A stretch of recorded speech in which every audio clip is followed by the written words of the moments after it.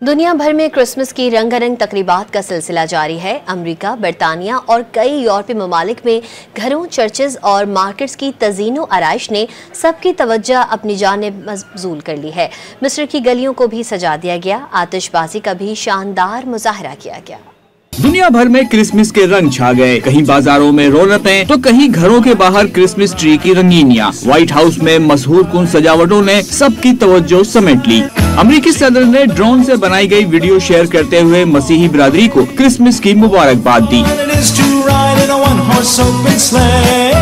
London میں تزئین و آرائش سے دیکھنے والے خوب محظوظ ہوئے۔ ویٹیکن سٹی کے چرچ میں خصوصی تقریب کا اہتمام کیا گیا، جہاں مسیحیوں کے روحانی پیشوا پوپ فرانسس نے دعا کرائی۔ انہوں نے خطاب میں دنیا کو بہتر بنانے کے لیے مثبت چیزوں کو تلاش کرنے اور غلط چیزوں کو تبدیل کرنے کی ضرورت پر زور دیا۔